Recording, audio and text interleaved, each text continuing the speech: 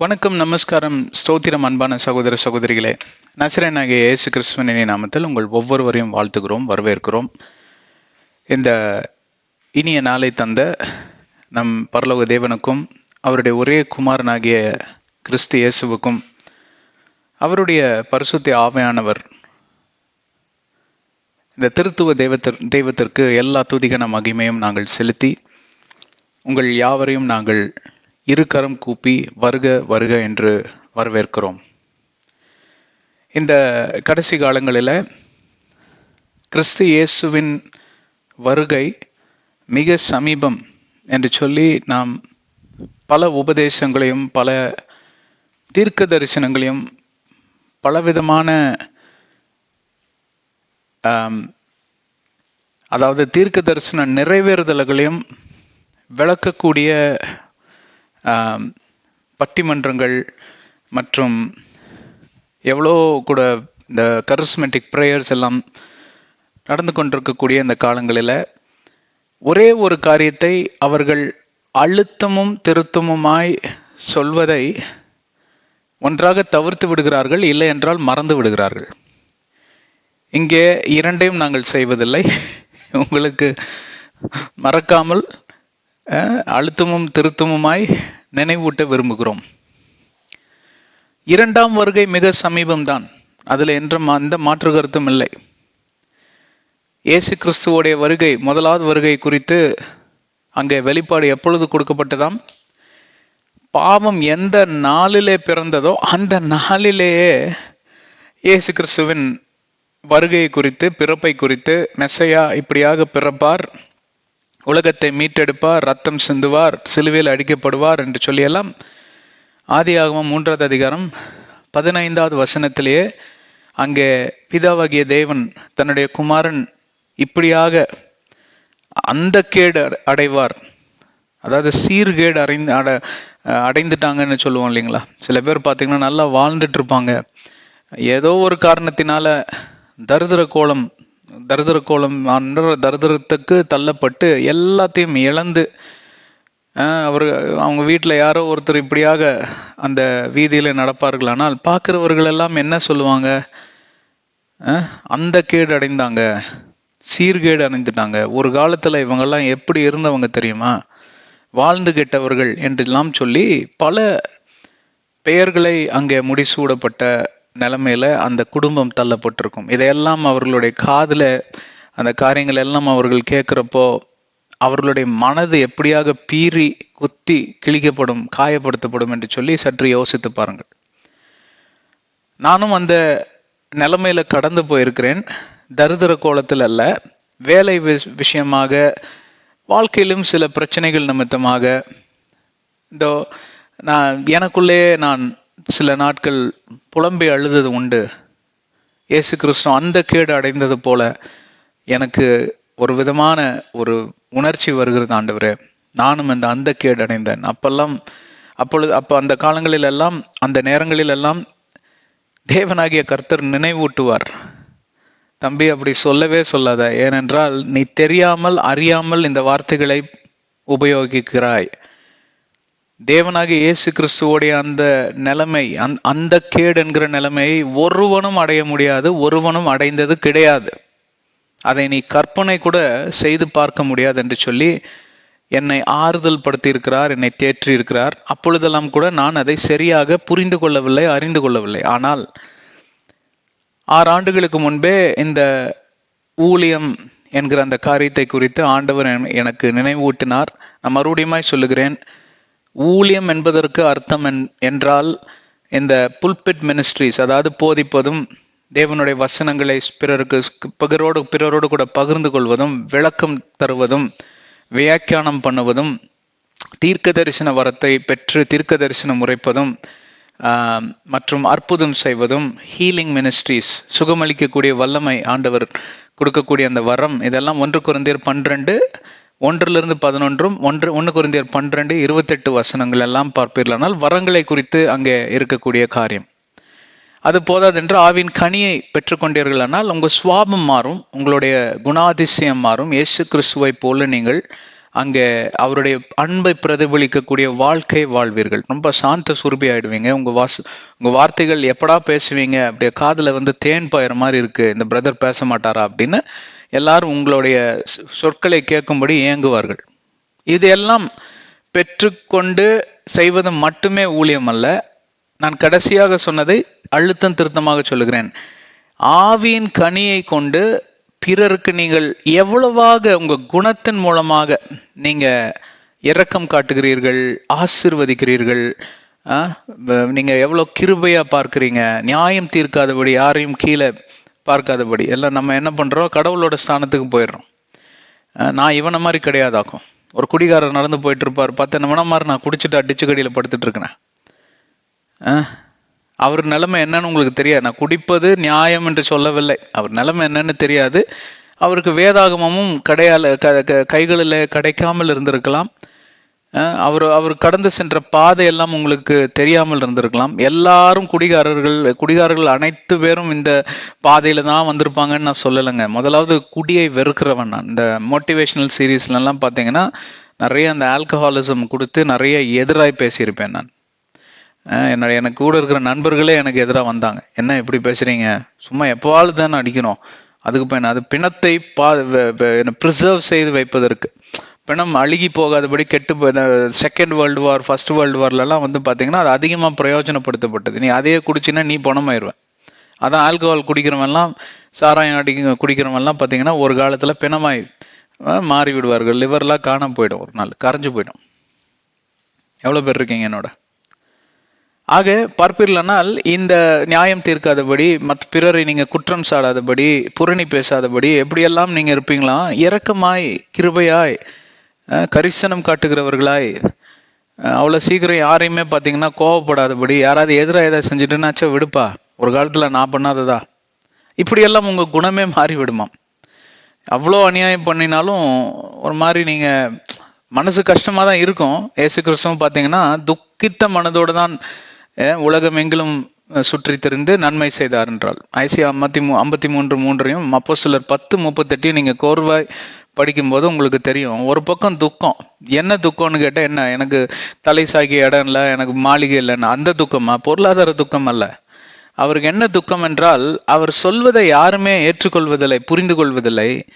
நான் எங்கே இருந்து வருகிறேன் என்று இவர்களுக்கு சற்று இன்னும் கூடவா விளங்கவில்லை. எவ்வளவோ அற்புதங்களை நான் பிதா எனக்கு கொடுத்த வல்லமை நிமித்தமாக நான் செய்து காமிக்கிறேன். பழைய ஏற்பாடுல கொடுக்கப்பட்ட தீர்க்க தரிசனத்தின்படியே பக்தன் ஐசியா எழுதினது போலவே பல காரியங்கள், குருடர்களுடைய கண்களை திறப்பார், இதெல்லாம் எழுதியிருக்குது. அவரை குறித்த மெஸ்ஸையாவை குறித்த ப்ராஃபசிஸ், வெளிப்பாடுகள். இவைகளின்படி நான் செய்தும் இந்த ஜனங்கள் உன்னம் என்னை புரிந்து கொள்ளவே இல்லையே, இவருடைய இருதயம் என்னை விட்டு தூர விலகி இருக்கே என்று சொல்லி எல்லாம் அவர் மிகவும் துக்கித்திருந்தார். ஆனாலும் அந்த துக்கத்தை அவர் கோபமாகவோ, கசப்பாகவோ, வெறுப்பாகவோ, எதிர்ப்பாகவோ, வன்ம நிறைந்த, அதாவது வெஞ்சன்ஸ் நிறைந்த ஒரு இருதயத்தை போலவோ, பழி வாங்கக்கூடிய உணர்ச்சியோ இப்படியெல்லாம் இல்லாதபடி நன்மையே செய்யும்படி அவருடைய இருதயம் ஏவப்பட்டதாம். இது எப்படியாய் சாத்தியம் என்று சொல்லி பார்ப்பீர்களானால், ஏனென்றால் பரிசுத்த ஆவியானவருடைய செயல்பாடு அப்படியாக இருக்கும். ஒருவரோடு பரிசுத்த ஆவியானவர் நடந்து செல்வாரானால் இதுதான் ஆவியின் கனி. அதாவது பரிசுத்த ஆவியானவர் வந்து மரம்னா அந்த மரத்துல காய்க்கிற கனி நாம். அந்த கனி எப்படியா இருக்கும்? சுவை தரக்கூடிய கனி, நல்ல கனி, கெட்டு போகாத கனி, புழு பூச்சி இல்லாத கனி, ஓட்டு உடசல் இல்லாத கனி. ஒரு பழம் மார்க்கெட்ல போய் நீங்க வாங்குவீர்கள் என்றால் இந்த மாதிரி அழுகி போனது இதெல்லாம் பார்த்து தான் வாங்குவீங்க இல்லைங்களா? அப்படியே டக்குன்னு அவன் பாட்டுக்கு எடுத்து போய், இல்லை இருப்பா நானே எடுத்து போடுறேன், நீங்களே பார்த்து எடுத்து போடுவீங்க.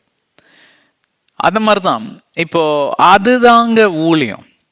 இந்த ஊழியத்தை பற்றி இன்றைக்கு பேசும்படிதான் ஆண்டவராகிய இயேசு கிறிஸ்துவின் நாமத்தில் பரிசுத்த ஆவியானவர் என்னை ஏவுகிறார்.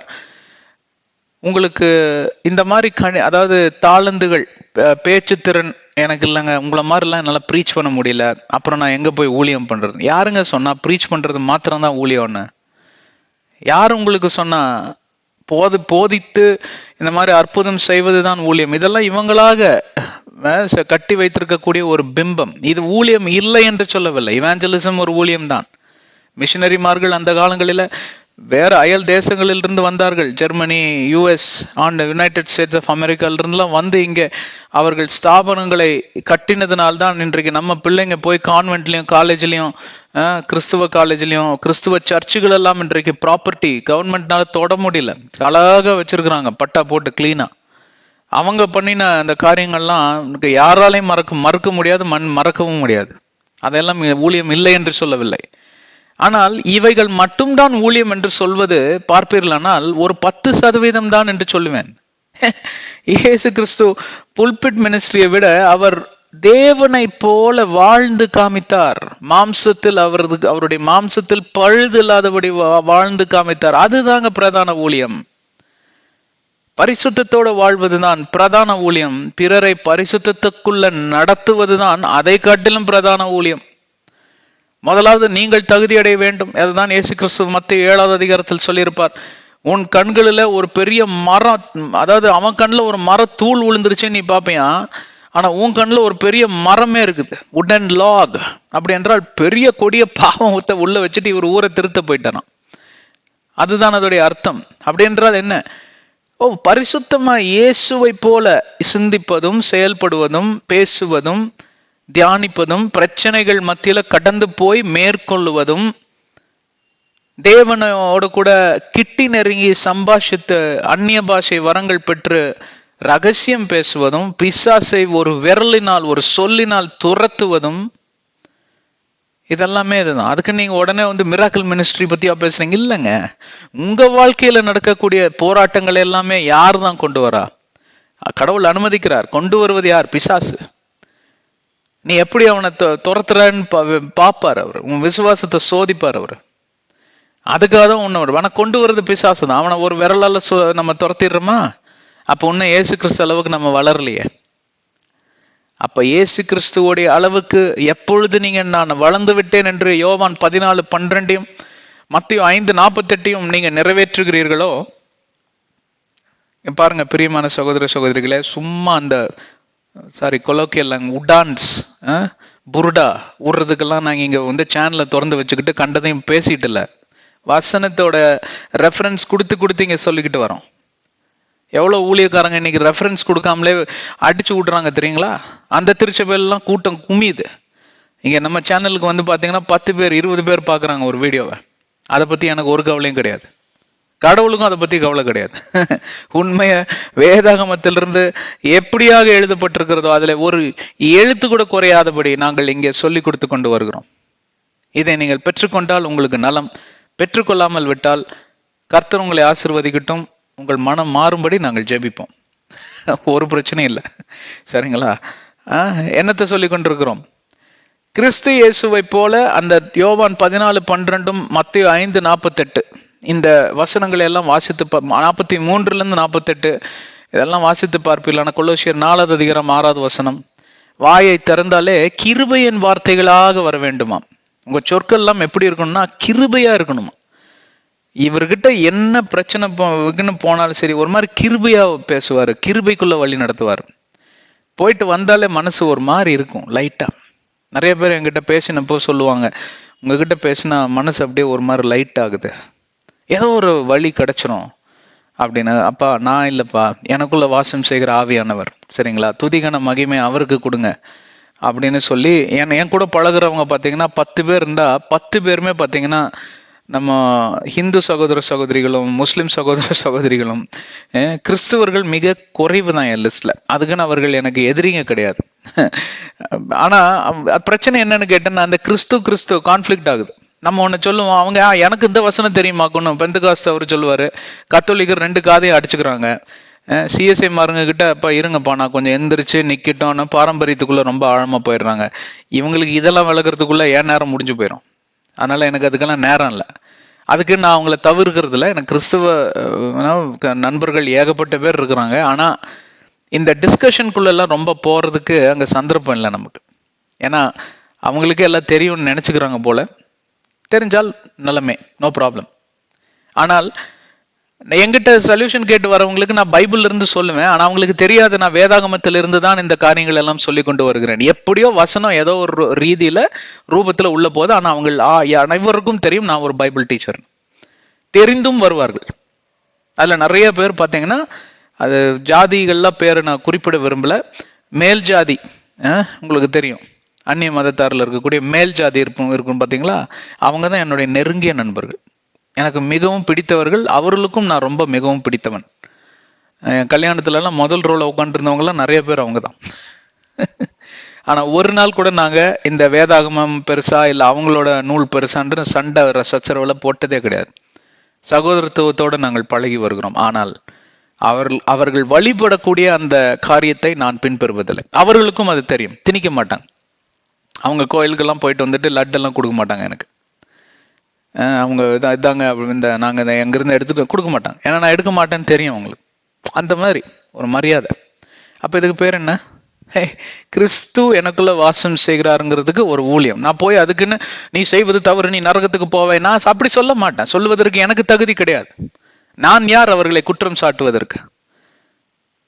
எவ்வளவு பேர் என்னோட இருக்கீங்க சகோதர சகோதரிகளே? ஊழியம் என்றால் அர்த்தம் புரிகிறதா உங்களுக்கு? இதுதான் ஊழியம். கிறிஸ்து உங்களுக்குள் வாசம் செய்து ஆவியானவரால் நடத்தப்பட்டு ஆவியானவர் நடத்துதலோடு கூட கிறிஸ்து வெளிப்படுகிறாரா? அவ்வளவுதான். உங்களையே நீங்கள் பரிசோதித்து பார்த்துக் கொள்ளுங்கள். வாருங்கள் முன்னேறி செல்வோம். ஆதி ஆகமத்தின் ரகசியங்கள் என்கிற தலைப்பில் நாம் பல மாதங்களாக பல ஆண்டுகளாக பல காரியங்களை குறித்து விவரித்து வருகிறோம். பல நியமங்கள், பல கோட்பாடுகள், பல காரியங்களை உங்களுக்கு ஆண்டவர் வெளிப்படுத்தியிருப்பார் என்று நாங்கள் அளவில்லாமல் நம்புகிறோம். ஏறத்தாழ 170 அத்தியாயங்களை நாங்கள் செய்திருக்கிறோம். திட்டத்திட்ட 3 ஆண்டுகள், ஏறத்தாழ 3 ஆண்டுகளாக இந்த ஊழியம் போய்கொண்டிருக்கிறது. தமிழில், ஆங்கிலத்தில் பார்த்தீங்கன்னா ஆயிரக்கணக்கான பிரசங்கங்கள் உண்டு. அதையெல்லாம் நீங்கள் கேளுங்க. இதெல்லாம் உங்களுடைய நன்மைக்காக தான் நாங்கள் செய்து கொண்டு வருகிறோம். சரி, போகட்டும். ஆதியாகமம் மிக மிக முக்கியத்துவம் வாய்ந்த புத்தகம். யாராவதுக்கு இதில் சந்தேகம் இருக்கா? ஒருவேளை ஆதியாகமம் இல்லைன்னு வைங்களேன், உங்களுக்கு அப்ரஹாம்னா யாருன்னே தெரியாது, உங்களுக்கு நோவான்னா யாருன்னே தெரியாது, யோசேப்பே பிறந்திருக்க மாட்டார், யாக்கோபே இருந்திருக்காது, இஸ்ரவேலே இருந்திருக்காது. அப்போ எப்படி நீங்கள் மற்ற பைபிள் எழுதுவீங்க? பைபிளோட எப்படி அதாவது மற்ற மிஞ்சி இருக்கக்கூடிய 65 புத்தகங்களை நீங்கள் எப்படியாக எதோடு கூட ஒப்பிட்டு ஒரு கனெக்ஷன், ஒரு கோர்வா நீங்க கனெக்ஷன் பண்ண முடியும்? அப்போ இந்த புத்தகம் எவ்வளவு முக்கியத்துவம் மகத்துவம் வாய்ந்த புத்தகம் என்று சொல்லி சற்று உங்களால யோசிக்க முடிகிறது என்றால், இந்த இந்த இந்த என்ன சொல்றது, இந்த தொடர் போதனையோடைய முக்கியத்துவத்தை நீங்கள் புரிந்து கொண்டீர்கள் என்பதற்கு பொருளாகும். அதே போலதான் வெளிப்பாடு இத்தனை புத்தகங்களுடைய சம்மரி. வெளிப்பாடு எப்படியாக பார்க்க வேண்டும் என்றால், வெளிப்பாடுன்னு ஒரு புத்தகம் இருக்கு தெரியுங்களா? பைபிள்லயே கடைசி புத்தகம் தான். அப்பா, நிறைய பேருக்கு இப்பதான் புரிஞ்சிருக்கு. கரெக்ட். இந்த பைபிள் வேதாகமம் எழுதப்பட்ட அத்தனை நிருபங்கள், வெளிப்பாடுகள், இதையெல்லாம் கோர்வாய் சேர்ந்து உலகம் இப்படியாக முடிவுக்கு வருகிறது என்று சொல்வதுதான் வெளிப்பாடு. அதுல ஆங்கிலத்துல பண்ணி கொண்டு வருகிறோம். ஏறத்தாழ பார்ப்பில்லைனால் இப்ப 800 பிரசங்கங்களுக்கு மேல அங்க போய் கொண்டிருக்கிறது. வெளிப்பாடு இயேசு கிறிஸ்துவின் 2ஆம் வருகை என்கிற தலைப்புல 9 எபிசோடுகளாக தொடர் போதனைகளாக பிரித்து ஏறத்தாழ 2000 மெசேஜுக்கு மேல அங்க வரக்கூடிய ஒரு வாய்ப்பு சந்தர்ப்பம் உண்டு. 800 மெசேஜ் வந்திருக்கிறோம். திட்டத்திட்ட பார்த்தீங்கன்னா 3.5-4 ஆண்டுகளாக பேசிக்கொண்டு வருகிறோம். அது எல்லாத்தையும் மிஸ் பண்ணிடாதீங்க. போகட்டும். ஆதியாகமம், தேவனாகிய கர்த்தர் உலகத்தை சிருஷ்டித்தார். சிருஷ்டிப்புகளுக்கு அதிபதியாய் ஆதாமையும் ஏவாளையும் கிங் அண்ட் குவீன், ராஜாவும் ராஜாத்தியுமாய் அமர செய்தார். இவர்கள் பாவத்தில் விழுந்து போனார்கள். ரத்தன சுருக்கமாக சொல்லிடுறேன், என்ன நேரம் கடந்து போயிட்டு இருக்கு. அந்த பாவம் பிறந்ததனால் இவர்கள் அந்த பதவியை இழந்து போனார்கள். எலெக்ஷன்ல தோத்துட்டாங்க. இவர் ஜெயிச்சிட்டார், பிசாசு. அவர் அதிபதி ஆயிட்டார். இந்த உலகத்தின் அதிபதியாய் அவன் மாறிவிட்டான். உலகத்தின் அதிபதி குரங்கு கையில பூமாலை கொடுத்தா என்ன பண்ணணும் உங்களுக்கு தெரியும்? குட்டிச்சவர் ஆயிடுச்சு இந்த உலகமே. அவன் எதையெல்லாம் மனதில் வைத்திருந்தானோ அத்தனையும் மாந்தர்களுடைய இருதயத்துல புகுத்தி அக்கிரமம், அநியாயம், கொலை, கொள்ளை, கற்பழிப்பு, வன்முறை என்று சொல்லி இப்படியாக உலகம் திசை பிரிந்து, அங்க தேவன் என்ன காரணத்துக்காக சிருஷ்டித்தாரோ அதுல ஒன்று கூட நிறைவேறாதபடி, அப்பொழுதும் சில பரிசுத்தவான்கள் வாழ்ந்தது உண்மை. ஆபேல், அவருடைய சந்ததியில வந்த சேத்தோட சந்ததியில் வந்த ஏனோக்கோட சந்ததியில வந்து நோவா. இந்த 4 பேர் தான் பாத்தீங்கன்னா சொல்ற மாதிரி ஏதோ கொஞ்சம் பண்ணியிருக்கிறாங்க. அதுல கோடான கோடி ஜனங்க இருந்திருக்கிறாங்க அந்த காலங்களில். அதுல ஒரு 4 பேர்னா பாத்துக்கங்களேன். இப்ப இந்த உலகத்துல எவ்வளவு பேர் வாழ்ந்துட்டு இருக்கோம்? 8 பில்லியன் ஆட்கள் இருக்கிறோம். 8 பில்லியன் தான் ஜனத்தொகை. 8 பில்லியன் 4 பேர் பார்ப்பீர்களானால் பரிசுத்தவான்கள்னா எப்படி இருக்கும் ஆண்டவருக்கு? அந்த மாதிரிதான் வச்சுக்கோங்களேன். 4 பேருங்க, 4 பேருங்க 8 பில்லியனுங்க. அப்ப அத்தனை பேர்ல 4 பேர் தான் பரிசுத்தவான்கள் என்று சொல்லி நிலைமை அப்படியாக இருந்ததுனால் ஆண்டவர் ஒரு முடிவுக்கு வந்தார். இந்த உலகத்தை அழித்து விடலாம், போதும், பொறுத்தது போதும், பொங்கி எழுந்து விடலாம் என்று சொல்லி அங்கே ஆண்டவர் ஒரு முடிவுக்கு வருகிறார். விளையாட்டுத்தனமா இருக்கலாம், ஆனா பயங்கரமான ஒரு கோபாக்கனைக்குள்ள இந்த உலகம் கடந்து போவதுபடி எப்படி ஜலத்தினால மூடி அழித்தவரோ அப்படியே ஜலத்தினால மூடி முடிச்சு விட்டுலாம் கதையை அப்படின்ட்டார். அப்படி யோசிச்சுட்டு இருக்கிற மாத்திரத்துல நோவா என்கிற ஒரு நீதிமான் கண்களில் கிருபை பெற்றார். அதற்கு பின்பே நோவாவின் பேழை என்கிற காரியத்தை குறித்தும் அதை இயேசு கிறிஸ்துவின் 2ஆம் வருகையோடு கூட ஒப்பிட்டும் நாம் நிறைய காரியங்களை அங்கே புரிந்து கொண்டோம், அறிந்து கொண்டோம். அதே போல 7வது அதிகாரத்துக்குள் நுழைந்திருக்கிறோம். மகா ஜலப்பிரளயம். ஆண்டவர் என்ன சொல்லுகிறார்? மகா ஜலப்பிரளயத்தை கொண்டு வந்து நான் இந்த உலகத்தை நியாயம் தீர்த்து விட்டு மூடி விடுகிறேன், நான் யோசித்து அடுத்தது என்ன பண்ணலான்னு முடிவெடுக்கட்டும் அப்படின்னு யோசிக்கிற மாத்திரத்துல நோவா, நீ கிருபை பெற்றனால் உன்னை உன் குடும்பத்தை மட்டும் நான் விட்டு விடுகிறேன், உன் மூலமாக வருகிற சந்ததியாவது, அவருடைய எதிர்பார்ப்பு பாருங்க, உன் மூலமாக வர சந்ததியாவது நல்லா இருக்கட்டும், இருப்பாங்க நம்புறேன், I hope they will do good அப்படின்னு அங்க இது பண்றார். இப்போ அந்த காலம் நோவாவின் காலம்னா இந்த காலம் 6025 ஆண்டுகள் முடிந்தது. 6026வது ஆண்டுல இருக்கும். உருப்பிட்டு இந்த உலகம். அப்ப இருக்கிறவங்க எல்லாம் அழிஞ்சு போய் பாதாளத்துல இருப்பாங்க பாருங்க. அவங்க எல்லாம் சொல்லுவாங்க, நாங்க பண்ண அநியாயம் எல்லாம் என்ன, இவனுங்க ஹைடெக் அநியாயம் பண்றானுங்க எல்லாம், நாங்க பண்ண அநியாயத்துக்கே எங்களை போட்டு ஜலத்துல போட்டு அழிச்சிங்க, இவனுங்களெல்லாம் என்னென்ன பண்ணணும் நீங்க அப்படின்னு அங்கிருந்து கூக்குரல் இடுவாங்களா மாட்டாங்களா? அத்தனை பேத்துக்கும் கிருபை கிடைச்சது. இயேசு கிறிஸ்துவோட உயிர் தெழுந்தது பின்பு பாதாளத்துக்கு போய் அவர் இந்த காரியங்கள் எல்லாம் மெஸ்ஸையா வெளிப்பட்டு தன்னையே வெளிப்படுத்தி அங்க சில போதனைகள் எல்லாம் செய்தார். அதுல மனம் திரும்பினவர்கள் எல்லாம் அங்கே பரதேசுக்கு கொண்டு போயிட்டார். நான் நினைக்கிறேன் நோவா காலத்துல இறந்து போன அனைவருமே தங்களுடைய குற்றங்களை ஒப்புக்கொண்டு இயேசு கிறிஸ்துவோட பரம் ஏறியிருப்பார்கள் என்று சொல்லிதான் நான் நம்புகிறேன். அதுல ஒரு சிலர் மேபி இல்லாமல் இருக்கலாம். ஆனா அவ்வளோ, ஏன்னா அவங்க ரொம்ப ஏன்னோ கஷ்டப்பட்டுட்டு இருந்திருப்பாங்க அந்த இடத்துல. நரகத்துல என்ன எப்படி இருக்கும் உங்களுக்கு? உட்கார வச்சு தலைவாழ போட்டாங்கன்னு சாப்பாடு போட்டு விருந்தா வைப்பாங்க தினமும். அங்க அந்த அந்த அனுபவம் எப்படி இருக்குன்னு அந்த பணக்காரனும் லாசரும் இருக்கக்கூடிய அந்த ஓமையில சொல்லியிருப்பாங்கல்ல, அப்பா என்னால ஒரு சொட்டு தண்ணி கொடுத்தா போதும், தண்ணி தாகம் 2-3 நாள் உங்களுக்கு தண்ணி கூட கொடுக்காம ஒரு இடத்துல போட்டு அடைச்சு வச்சா எப்படி இருக்கும் உங்களுக்கு? அதை விட பயங்கரமா இருக்கும். அப்ப அத்தனை பயில வந்து இப்படி ஒரு சந்தர்ப்பம் கிடைக்குதுன்னா பேசாம அப்பா இயேசுவே அப்படின்னு ஓடியே போயிருப்பான். அந்த மாதிரி நீங்களும் நானும் தப்பிக்க முடியாது. அந்த மாதிரி யோசனை இருந்தா விட்டுருங்க, கைவிட்டுருங்க. ஏனென்றால் எவர்களுக்கு அதிகமாக கொடுக்கப்பட்டதோ அதிகமாக கேட்கப்படும், கணக்கு கேட்கப்படும். உங்க கையில நான் வந்து 1 கோடி ரூபாய் கொடுக்குறேன், இன்னொரு பிரதருக்கு ஒரு 100 ரூபாய் கொடுக்குறேன், சரிப்போ பசிக்கு ஏதாவது சாப்பிட்டுக்கோ. நான் அந்த பிரதரை கூப்பிட்டு ஒரு நாள் கழிச்சு, என்னடா பண்ண அந்த 100 ரூபாய, உன்னை நம்பிதானே கொடுத்தேன் 100 ரூபாய், என்னத்தை வாங்கி சாப்பிட்டேன்னு? அப்பா 100 ரூபாய்க்கெல்லாம் ஒண்ணுமே கிடைக்காதுங்க துறை. போனேன், ஒரு பிஸ்கட்டும் ஒரு டீயும் குடிச்சேன், 25 ரூபாய் போயிடுச்சு. அப்புறம் இந்த பக்கமா போனேங்க, மத்தியானம் வயிறு வரன்னு இருந்தது, ஒரு எலுமிச்சம்பழம் சாப்பாடு சாப்பிட்டேன், 50 ரூபா போச்சு, 75 ரூபாய். அப்புறம் அப்படியே போனா சாயந்தரம் ஒரே ஒரு வடையும் ஒரு டீயும் குடிச்சாங்க, 100 ரூபாய் காலி ஆயிடுச்சு துறை அப்படின்னு. இவனுக்கு எவ்வளோ கொலஸ்ட்ரால் இருந்தா உனக்கு 100 ரூபாயை நீ இப்படி அநியாயமா செலவு பண்ணுவேன், அவரை போட்டு அடிப்பீங்களா? ஒரு முட்டாள் கூட அடிக்க மாட்டான். ஆனா அதே இந்த பக்கமா திரும்பி 1 கோடி கொடுத்தவங்ககிட்ட எத்தனை கணக்கு கேட்பீங்க நீங்க? 100 ரூபாய்க்கு இத்தனை கணக்கு கேட்கறாள், அவனால தலைகளை தொங்க விட்டு தோலை உரிச்சிட மாட்டீங்க? இல்ல கரண்ட் கம்பத்துல கட்டி வச்ச அந்த காலத்துல திருடங்கள்லாம் மாட்டினாங்கன்னு வச்சுக்கோங்க. எங்க வீதியில 4ஆம் நம்பர்ல திருடங்களை பிடிக்கிறதுக்குன்னே ஒரு அண்ணன் இருப்பாரு. அவர் ஆட்டோ ஓட்டிட்டு இருக்கக்கூடிய அண்ணன். அந்த அண்ணன் தான் போய் அப்படியே சும்மா இந்த என்ன பட்டாப்பட்டி ட்ரௌசர் போட்டிருப்பாரு, ஓடி போய் பிடிச்சி அவனை முதல் வேலையை காரம்ட்டு கம்பியில கட்டுங்கடான். பயங்கர தைரியசாலி. அவர் தான் கட்டி மாணிக்கண்ணா ஒரு பேர். அந்த அண்ணன் இறந்து போயிட்டார் அப்பவே. ஒரு பெரிய கதை, விட்டுருங்க. அந்த அண்ணன் வந்து கட்டி வச்சு வச்சு வெளுன்னு வெளுப்பாங்க. அப்புறம் சாயங்காலம் வெடி காலையில தான் வந்து போலீஸை கூப்பிடுவாங்க. அது வரைக்கும் என்ஜாய் பண்ணி அடிப்பாங்க எல்லாருமே. அவன் படுற பாடுப்பான், டே தெரியாம வந்து உங்க கையில மாட்டினதுக்கு போலீஸை கூப்பிடுங்களா? அப்போ இல்ல இரு, என்ன அவசரம், டீ குடிச்சு தெளி வச்சு அடிப்பாங்க. அப்படிதான் எனக்கு உங்களுக்கும் அற ஒழுகும். என்ன ஜாக்கிரதை. வேதாகமம் இருபுறமும் கருக்குள்ள பட்டயம்னு பைபிள் சொல்லுதுங்க. கணக்கு, நீங்க ஒவ்வொரு காரியத்துக்கும் கணக்கு கொடுக்கணும்னு பைபிள் சொல்லுதுங்க. மத்தேயு 12:36, பிரசங்கி 12:14.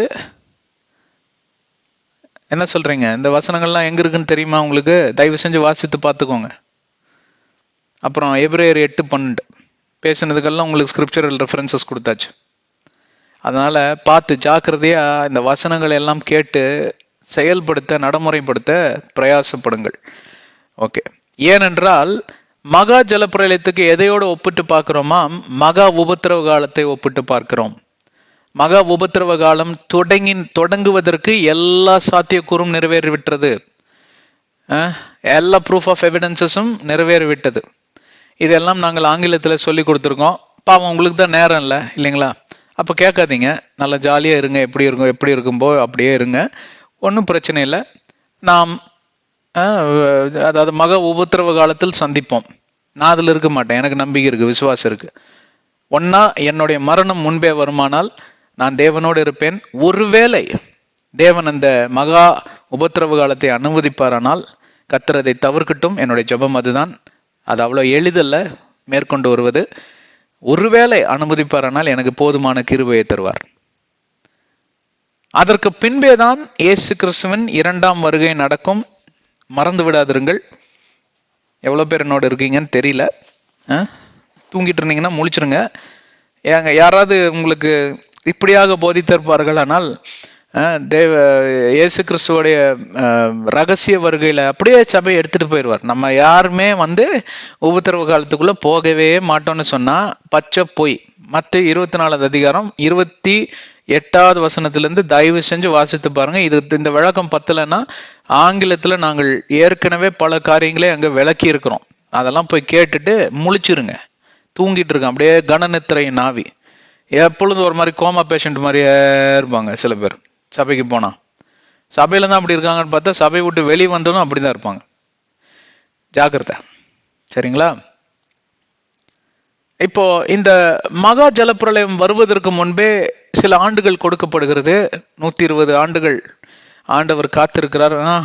ஒன்னும் தேரல. அங்க நோவா போய் உலகம் எங்கிலும், எனக்கு தெரிஞ்ச அவர் சொல்லியிருப்பார் சுவிசேஷத்தை, ஒரே கட்டளை தான், தேவனுக்கு கீழ்ப்படிங்கள், மனம் திரும்புங்கள், வாங்க பேழைக்குள்ள, மகா ஜலப்பிரளயம் வரப்போகுது. எல்லாம் பார்த்து சிரிச்சாங்க. இன்னைக்கு அப்படிதான். நம்ம போய் இயேசு கிறிஸ்து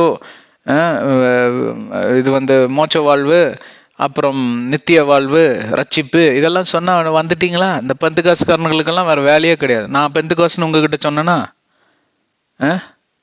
கிரேக்கனுக்கு கிரேக்கன், ரோமனுக்கு ரோமன், சிஎஸ்ஐக்கு சிஎஸ்ஐ, எகோவா விட்னஸுக்கு எகோவா விட்னஸ், ரோமன் கேத்தலிக்கு ரோமன் கேத்தலிக், பெந்தகாஸ்டுக்கு பெந்தகாஸ்ட், வேற அந்நிய மதத்தார்களுக்கெல்லாம் அந்நிய மதத்தார். ஆனா அவங்க பண்றது எதையும் நான் பின்பற்ற மாட்டேன். அவர்கள் யாவரும் என்னுடைய சகோதரர்களே. எப்படி என்ன குற்றம் சாட்டுவீங்க? இது ஏதோ வாக்குவாதத்துக்கு அவசரம் சொல்ல, உண்மையுமாய் உத்தமமாய் நான் கடைபிடிக்கக்கூடிய ஒரு காரியம். கர்த்தரே சாட்சி, கர்த்தரே சாட்சிங்க, உண்மையை சொல்றேன். அப்ப என்ன எப்படி நீங்க நியாயத்திருப்பீங்க? இதெல்லாம் சொன்னா இன்னைக்கு என்ன பண்ணுவீங்க? எல்லாம் கை கொட்டி சிரிப்பீங்க. இப்படிதான் கை கொட்டி உலகமே சிரித்ததாம். அந்த கைகொட்டி சிரித்த உலகம் என்ன ஆனது என்று சொல்லி மிச்ச பகுதியை பார்ப்பதற்கு தான் இங்கே நாம் வந்திருக்கிறோம். நான் இது பிரசங்கம்ங்க, தொடர் போதனை, மெதுவாக தான் போக முடியும். புரியுதுங்களா? என்னங்க, ஒரு மேட்ருக்கு வரவே மாட்டேன். இதுவே மேட்ரு தாங்க.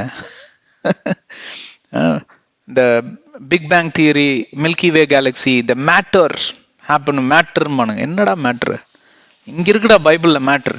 இந்த மேட்ரு ஃபர்ஸ்ட் கண்டுபிடி, அப்புறம் போகலாம் அந்த சயின்ஸ் மேட்ருக்கு. என்ன மேட்டர் அப்படிமானுங்களா? இங்க இருக்குங்க மேட்டர் எல்லாம். இந்த மேட்டரை ஒழுங்கா புரிஞ்சுக்கோங்க. அப்பதான் அங்க நடக்க வேண்டிய மேட்டர் உங்க வாழ்க்கை நிறைவேறின பின்பே இந்த உலகத்துல நீங்க பரலோகம் பரமேறி செல்லும் போது அங்க ஒரு மேட்டர் நடக்கும் பாருங்க. அந்த மேட்டர் நல்ல மேட்டரா இருக்கணும்னா இங்க இருக்கிற மேட்டரை ஒழுங்கான மேட்டரா பண்ணி முடிச்சிருங்க. எத்தனை மேட்டர் வந்துருச்சு பாருங்க. சரி, வேடிக்கையா இருக்கும், ஆனால் நான் சொல்வதில் ஒரு பெரிய அர்த்தம் இருக்கிறது. தயவு செய்து புரிந்து கொள்ளுங்கள். மகாஜல பிரளயம் எப்படி வரும் என்று சொல்லி நோவா தண்டூராயிட்டு கூக்குரலோட உரத்த குரலோட கூட அவர் சொல்லி கொண்டிருக்கிறதை எல்லாம் நிராகரித்தார்களோ, அதே போலதான் நாம் வாழ்ந்து கொண்டிருக்கக்கூடிய காலகத்திலும் ஜனங்கள் சுவிசேஷத்தையும் அந்த சுவிசேஷத்துடைய பாரத்தையும் அதோடைய சீரியஸ்னஸ் எவ்வளவு ஒரு பயங்கரமான ஒரு காரியம் என்று சொல்லி அவர்கள் உணராதபடி வாழ்ந்து கொண்டிருக்கிறார்கள். அதுல நீங்க ஒருவரா முதல்ல இருக்கிறீங்களான்னு பரிசோதித்து பார்த்து கொள்ளுங்கள். நான் இல்லை அப்படின்னு ஒரு குருடனை போல கண்ணை மூடிட்டு போய் டிச்சுக்குள்ள விழுந்துடாதீங்க. இன்னைக்கு முக்காவாசி கிறிஸ்தவர்களோட பிரச்சனையே அதுதான். நான் கிறிஸ்துவனா இருப்பதனால ஒரு பேர் வச்சிருக்கனால பிசாசு அப்படியே நேம் பிளேட், என்ன உங்க கழுத்துல தொங்க விட்டு இருக்கிற நேம் பிளேட்டா மார்க்கு லூக்கு இப்படின்னு பேரை வச்சுக்கிட்டா அப்படியே கிறிஸ்துவன் அப்படின்ட்டு அவன் ஓடி போயிடுவானா? கிறிஸ்துவருக்குள்ளதான் அதிகமாக வாசம் செய்யறான். அதிகமா ஆக்கிரமிக்கப்பட்டதே நம்ம கிறிஸ்துவர்கள் தான். கிறிஸ்துவர்கள் தான் டார்கெட். ஏன்னா மற்றவங்க எல்லாம் இயேசுவின் நாமத்தை நிராகரிச்சுட்டாங்க. அவங்க எல்லாம் ஏற்கனவே அவன் சைட்ல தான் இருக்காங்க. அப்ப எதிரியா இருக்கிறவனை தேடி போவீங்களா? உங்களுக்கு நண்பர்களா இருக்கிறவர்களே எதிரியா பார்ப்பீங்களா? இல்ல. அப்ப நம்ம தான் எதிரி. அந்த எதிரிகள்ல பாத்தீங்கன்னா ஏறத்தாழ 99% பிசாசுக்குள்ளதான் இருக்கிறாங்க இன்னைக்கு. அதனாலதான் இந்த என்னுடைய ஊழியத்தோட அழைப்புதல் என்னவென்றால், என் சகோதர சகோதரிகள் கைவிடப்படக்கூடாது. இந்த சேனலை கிறிஸ்துவர்களுக்காக தான் தொடங்கி இருக்கிறோம். ஏன்னா முதல்ல நம்ம we will put our house in order. நம்ம ஒழுங்குபடுத்தி நம்மளுடைய திருச்சபைகளிலும் வீடுகளிலும் குடும்பங்களிலும் தனிப்பட்ட வாழ்க்கையிலும் ஒரு ஒழுங்கு வர வேண்டும். கர்த்தர் எப்படின்னா ரொம்ப ஒழுங்கா இருக்கக்கூடியவர், அதாவது ரொம்ப டிசிப்ளினா இருக்கக்கூடியவர். நம்ம அந்த ஒழுங்குக்குள்ள வரணும். இந்த உலகத்தையும் ஒழுங்குபடுத்துவதற்கு தான் அந்த கால அவகாசத்தை கொடுத்தார். நோவா என்கிற ஒரு தன்னுடைய பரிசுத்தவான் ஒரு சீடனை கொடுத்தார். அவர் போய் உலகத்துல எல்லாம், அந்த காலத்துல ஒரே பாஸ்டர் ஒரே சர்ச் தான், ஆனா 8 மெம்பர். ஏன்? அவங்க வீட்டார் மட்டும்தான் அவரை விசுவசித்தாங்க. இன்னைக்கு அட்லீஸ்ட் உங்க வீட்டாராவது உங்களை விசுவசிக்கிறாங்களா? நீங்க முதல்ல அந்த தலைமை ஸ்தானத்தில் இருந்து ஒரு பரிசுத்தவான் என்கிற அந்த காரியத்தை நீங்க முதல்ல நிறைவேற்றீர்களா? பெற்றோராக இருக்கிறவர்கள் அந்த இடத்துல இருந்து ஆரம்பிக்கிறோம். சரி, போகட்டும். 10வது வசனத்தை சென்ற அத்தியாயத்தில் நாம் தியானித்தோம். 10வது வசனம், and it came to pass after 7 days that the waters of the floods were on the earth. 7 நாட்களுக்கு பின்பே கர்த்தர் சொல்லியது அங்கே நிறைவேறினது. அப்படி என்றால் அந்த காலம் நிறைவேறும் மாத்திரத்தில் கர்த்தர் எதை குறித்து சொன்னாரோ அது தடையில்லாமல் ஒன்றில் கூட குறையாதபடி நடந்து நிறைவேறினது. அதுதான் மத்தேயு 24:35. வானமும் பூமியும் அழிந்தாலும் தேவனுடைய வார்த்தை ஒருபோதும் அழிவதில்லை. அவருடைய வார்த்தைகளும் அவருடைய சத்தியங்களும் வாக்குத்தத்தங்களும் ஆம் என்றும் ஆமேன் என்றும் இருக்கிறது. இதுல ஒன்றை கூட குறைத்தானால் தேவ தூதனாய் இருந்தாலும் சரி அவன் சபிக்கப்பட்டவன் என்று பவுல் எழுதியிருக்கிறார். 2 கொரிந்தியர் 1:20 இருக்கு அந்த ஆமேன் என்றும் ஆமேன் என்றும். அருமையான வசனம். இதை குறித்து நாம் சென்ற அத்தியாயத்தில் வாசித்தோம். 16வது வசனத்துக்கு நாம் முன்னேறி செல்லுவோம். இந்த 600th year of Noah's life, தேவன் நோவாவை சந்திக்கிறப்போ ஏறத்தாழ பார்ப்பீர்களானால் அவருக்கு 480 500 வயது இருந்ததுக்காக அங்க ஒரு சாத்தியக்கூறு 32வது வசனம் 5வது அதிகாரத்துல இருக்கிறது. அதற்கு பின்பே பார்ப்பீர்களானால் இவ்வளவு ஆண்டுகள் தேவைப்பட்டது. இந்த பேழையெல்லாம் கட்டி எழுப்பணும்னா லேஸ்பட்ட வேலை இல்லாது. இன்னைக்கு மாதிரி புல்டோசரு ஜேசிபி எல்லாம் இல்லை, ரொம்ப கஷ்டம் இல்லைங்களா? வேலையாட்களை வைத்து தான் அதெல்லாம் பண்ணியிருப்பார். தன்னுடைய சொந்த காசு போட்டு தான் கட்டியிருப்பார். வேற தான தர்ம டொனேஷன் எடுத்தா எவன் வருவான்? வேலை இருக்கு வா அப்படின்னா ஏதோ அங்கே ஒரு பைத்தியக்காரன் இருக்கிறான் பாருங்க, அவன் ஏதோ ஒரு பேழை கட்டிட்டு இருக்கிறான். அங்கே ஒரு வேலை இருக்கு, நல்ல சம்பளம் வேற கொடுக்குறாரு அந்த ஆளு. போனா அதை இதையும் சொல்லுவார், அதை கண்டுக்காதீங்க போங்க, நமக்கு வேணுங்கிறது காசு தானே அப்படின்னு அங்க இருக்கிற வேலையாட்கள் இப்போ சுத்துப்பட்ட இருக்கிற கிராமத்துல எல்லாம் வேலை சேர்ந்தவங்க தான் அங்க இருந்து இது பண்ணாங்க இல்லைங்களா? ஸோ தன்னுடைய 600வது வயதுல நோவாவுடைய வாழ்க்கையில ஒரு காரியம் நிறைவேறுகிறது. இந்த 2nd month 600வது வயதுல 2வது மாதத்தில். எவ்வளவு தெளிவா பைபிள்ல எழுதி இருக்கிறாங்க பாருங்க. வேதாகமம் லேஸ்பட்ட புத்தகம் கிடையாது, ஒரு சரித்திர நூல். இது மாற்றுக்கிறதே கிடையாது. அதற்கு எல்லா சாத்தியக்கூறுகளும் உண்டு. நீங்களே சயின்டிஸ்டா இருந்தா கால்குலேட் பண்ணி பாருங்க, உட்காந்து கரெக்டா வரும். 17th டே, தன்னுடைய 600வது வயதுல 2வது மாதத்துல 17வது நாளுல எவ்வளவு தெளிவா எழுதியிருக்கு பாருங்க. ஆன் த டே, அந்த நாளிலே. அதை நீங்கள் எந்த பைபிள் வச்சிருந்தாலும் அந்த வார்த்தையை சர்க்கிள் செய்து வைத்துக்கோங்க. இன்னைக்கு அதை குறித்து தான் சற்று பேச போகிறோம். எவ்வளவு பேர் என்னோட இருக்கீங்க? அந்த நாளிலே எழுதிக்கோங்க, எழுதி வச்சுக்கோங்க. அந்த நாளிலே, குறிக்கப்பட்ட அந்த நாளிலே, குறிக்கப்பட்ட அந்த ஆண்டுல, குறிக்கப்பட்ட அந்த மாதத்துல, குறிக்கப்பட்ட அந்த வாரத்துல, குறிக்கப்பட்ட அந்த மணி நேரத்துல, குறிக்கப்பட்ட அந்த வினாடியில, நொடி பொழுதுல என்ன நிறைவேறினதாம்? தேவனுடைய தீர்க்க தரிசன வார்த்தை நிறைவேறிற்று. எவ்வளவு பேர் என்னோட இருக்கிறீங்க? இவ்வளோ நேரம் உங்ககிட்ட பேசிட்டு இருக்கிறேன். ஒரு ஆமேன் சொல்லுங்க, ஒரு அல்லேலியா சொல்லுங்க, கொஞ்சம் எழுந்து நிமிர்ந்து உக்காருங்க, இல்லைன்னா அப்படியே நடந்துகிட்டே கேளுங்க. அப்படியே டல்லா உட்காந்துட்டு இருக்காதீங்க, எழும்புங்க, எழும்பி உக்காருங்க பார்க்கலாம் ஒரு தடவை. Good, right. All the fountains of the great deep were broken up. ஆஹா, மதகுகள் என்ற ஒரு வார்த்தை வருகிறது. அதுல அது பார்ப்பீர்களானால் என்ன சொல்றது, சில மொழிபெயர்ப்புகளில் தமிழில் பிஎஸ்ஐ நினைக்கிறேன், அந்த மொழிபெயர்கள்லாம் மதகுகள், ஃப்ளட் கேட்ஸ் என்று சொல்லி, இந்த வேற என்எஸ்வி இந்த மாதிரி மொழிபெயர்ப்புகளில் ஃப்ளட் கேட்ஸ் என்று சொல்லுவார்கள். ஃபவுண்டன்ஸ் என்று சொல்லி என்கேஜேவி வெர்ஷன்ல மொழிபெயர்த்திருக்கிறார்கள். ஃபவுண்டன்ஸை விட ஃப்ளட் கேட்ஸ் அருமையாக வருகிறது. ஃப்ளட் கேட்ஸ் என்றால் பெரிய டேம் கட்டியிருப்பாங்க. டேம் போயிருக்கீங்களா எல்லாரும்? டேம், இங்க அருமையான டேம் இருக்கு மைசூர்ல, கேஎஸ்ஆர் டேம். அந்த காலத்திலேயே விஸ்வேஸ்வரையா அவருடைய மூளைய ஆராய்ச்சிக்கெல்லாம் எடுத்துட்டு போயிருக்காங்க. அப்படிப்பட்ட ஒரு மேதை, புத்திசாலி அவர். அவர் கட்டின டேம்ல தான் இன்னைக்கு பெங்களூர் பட்டணமே பெங்களூர் மாத்திரம் இல்ல, கர்நாடகாலேயே தண்ணி காவேரி தண்ணி போகுதுன்னா அது நம்ம கேஎஸ்ஆர் டேம்ல இருந்து தான் வருது. அவ்வளோ பெரிய மேதை அவர், அருமையான மனுஷன். அவர் 100 ஆண்டுகள் கிட்ட உயிரோட வாழ்ந்துதான் இறந்தார். பயங்கரமான ஒரு என்ஜினியர். அந்த டேம் நான் இப்போ சின்ன வயதுல இருந்து பலமுறை போயிருக்கிறேன், பார்த்துருக்கிறேன். அதே போல நான் மேட்டூர் டேமுக்கு போயிருக்கிறேன். மலமுலா டேம் பாலக்காடு கிட்ட இருக்கு, அங்க போயிருக்கேன். அப்புறம் நம்ம பொள்ளாச்சி கிட்ட ஒரு டேம் இருக்கு, நம்ம பேரறிஞர் இவர் இல்ல காமராஜர் அந்த அவருடைய காலத்துல கட்டின ஒரு டேம். எல்லா டேம்லயும் பார்ப்பீர்களானால் இந்த கன்ஸ்ட்ரக்ஷன், அதோடைய டிசைன், ஆர்கிடெக்சர் ஒரு மாதிரி தான், ஒரே மாதிரி தான் இருக்கும், பேட்டர்ன். ஆனா இவைகளை எல்லாம் சேகரித்து வைத்து பார்ப்பீர்களானால் ஃப்ளட் கேட்ஸ் என்று சொல்லுவார்கள். அந்த ஃப்ளட் கேட் என்னன்னு சொல்ல பார்த்தா, ஒரு கேட் மாதிரி போட்டு அடைச்சு வச்சிருப்பாங்க, இல்லைன்னா தண்ணி எல்லாம் வெளியில போயிடும். கரெக்டுங்களா? பக்கெட் இருக்கு, பக்கெட்ல ஒரு ஓட்டை விழுந்துச்சுன்னா உங்களுக்கே தெரியும் என்ன கதைன்னு. அந்த மாதிரி அந்த ஓட்டை இல்லாதபடி அந்த டேமை பார்த்து கொள்வதற்கு பெயர் தான் ஃப்ளட் கேட்ஸ். அதைத்தான் இங்க தேவன் குறிப்பிடுகிறார். the fountains என்று சொல்லுவது flood gates of the great deeps were broken up. broken up கூட சரியான பதம் இல்லை.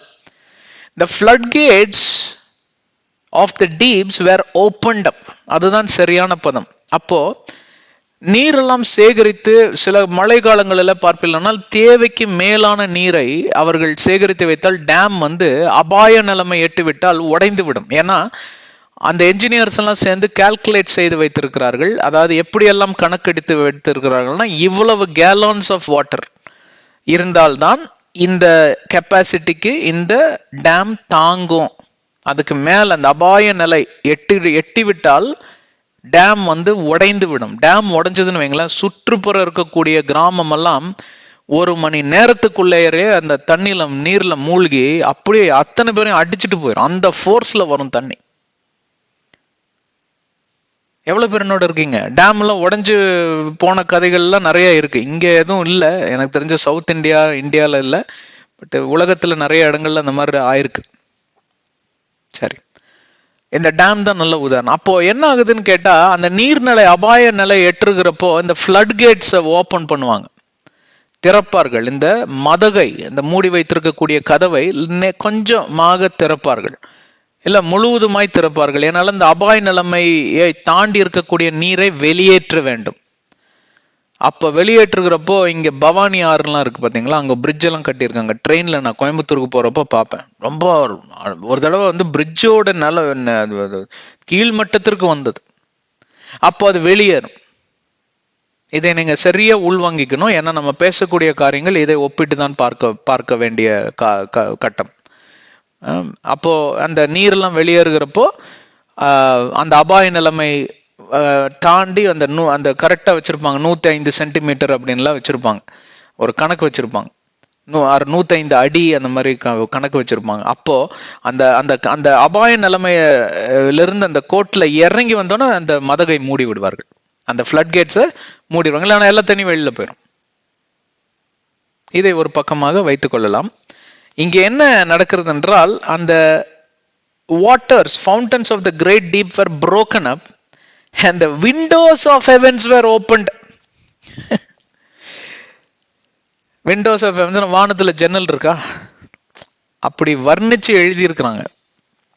வானம் திறக்கப்பட்டதாம். இப்போ மேகங்கள் எல்லாம் இருக்கு பாத்தீங்களா, அந்த மேகத்துக்குள்ளெல்லாம் பாத்தீங்கன்னா நீர்நிலைகள் அங்கே தேக்கப்பட்டிருக்கக்கூடிய நிலைமையில தான் அந்த மேகங்கள் இயங்கிக் கொண்டிருக்கிறது.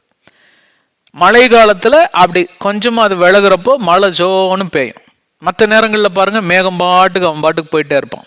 ஏன்? அவன் வந்து அந்த அவன் வந்து ஒரு கண்டெய்னர் மாதிரி அந்த மேகத்துக்குள்ளதான் அந்த நீர்நிலை பார்த்தீங்கன்னா அடக்கி வைத்திருக்கப்பட்டிருக்கிறது. ஆனா தேக்கி வைத்திருக்கப்பட்டிருக்கக்கூடிய ஒரு ஒரு ஒரு சயின்ஸை நீங்க அங்க பார்க்கலாம், ஒரு அறிவியலை நீங்கள் பார்க்கலாம். எப்படி இதெல்லாம் வந்து காட்சி அளித்தது என்றால், ஆதியாகமம் 1வது அதிகாரம் 1வது வசனத்திலேயே இது நடந்து முடிந்தது. 1வது அதிகாரம் 3வது வசனத்துல, அங்க 4வது வசனத்துல அங்க பார்ப்பில்லானால் ஆண்டவர் சொல்லக்கூடிய வார்த்தைகள், and let there be light and there was light, and God saw the light, it was good from the darkness, and God called light and day, evening and all that, and God said firmament in the midst of waters. And 6வது வசனம், 1வது அதிகாரம் 6வது வசனத்துல ஒன்றை சொன்னார் இல்லையா, தேவன் சொல்றதாவது பூமியில், அதாவது இந்த நீர்நிலைகள் எல்லாம் நாம் பிரித்து விடலாம், பிரித்து அந்த இடத்திற்கு பேரு பூமி, நிலம் என்று சொல்லலாம் என்று சொன்ன மாத்திரத்துல என்ன ஆயிடுச்சுன்னு கேட்டா, பாதி தண்ணி அப்படியும் பாதி தண்ணி இப்படியும் போயிடுச்சு. எப்படியும் அப்படியும் பாதி தண்ணி மேல போயிடுச்சு. மேல போய் அந்த நீர்நிலை அப்படியே வானத்தோட ஒட்டி இருக்கிற நிலைமையில இருக்கக்கூடிய அந்த காட்சியை நீங்க கொஞ்சம் பார்த்துக்கணும். ஓகேங்களா? இந்த தூரத்துல இருந்து பீச்சில் நின்று பாக்குறப்போ வானத்தையும் அந்த அந்த நீரையும் பாத்தீங்கன்னா ஒட்டி இருக்கிற மாதிரியே இருக்கும்.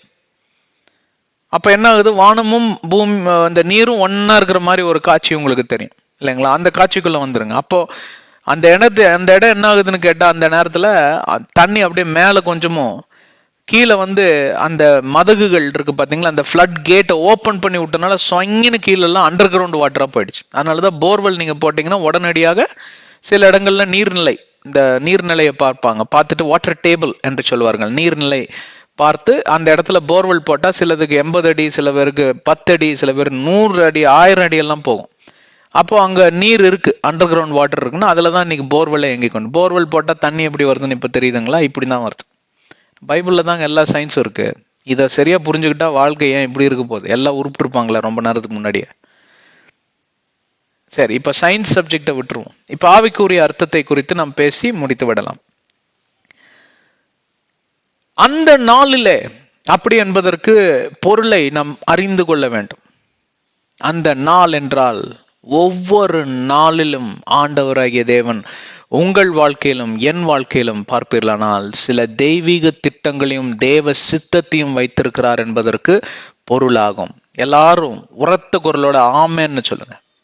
ஆமேன், அது உண்மைதான் என்று சொல்லி முதல்ல விசுவாசத்துக்குள்ள வாங்க. எந்த நாளுமே தேவனுடைய கண்களிலிருந்து தப்பித்து விட்டு போவதற்கு சாத்தியக்கூறே கிடையாது. சில நாட்களிலே நல்ல காரியங்கள் நடக்கலாம், சில நாட்களிலே துர்காரியங்கள் நடக்கலாம், சில நாட்களிலே தோல்விகள் இருக்கலாம், சில நாட்களிலே வெற்றி இருக்கலாம், சில நாட்களிலே நல்ல செய்திகள் வரலாம், சில நாட்களிலே கெட்ட செய்திகள் வரலாம், சில நாட்களிலே சில விபத்துகள் நேரிடலாம், சில காலங்களிலே சமாதானமே இருக்கும், இல்லாதபடி இருக்கலாம், சில நாட்களில் சமாதானம் மட்டுமே இருக்கும். இப்படியெல்லாம் பல விதமான சீசன் என்றால் காலங்கள் என்று சொல்லி என்ன சொல்வது, பிரசங்கி 3வது அதிகாரம் 1-8 வசனங்களை அப்புறமாக நீங்க வாசித்து பாருங்கள். பிரசங்கி எக்லிசியாஸ்டஸ், அதிலே பல காலங்களை குறித்து தேவனாகிய கர்த்தர் அருமையாக வகை பிரித்து அங்க வைத்திருக்கிறார். அதை மட்டும் சற்று வேகமாக வாசித்து விடலாமா? ஏன்னா அதை வாசித்தால்தான் இதோடைய சாராம்சத்தை நான் சொல்ல முடியும். இன்றைக்கு பிரசங்கம் 1 hour ஆகும்.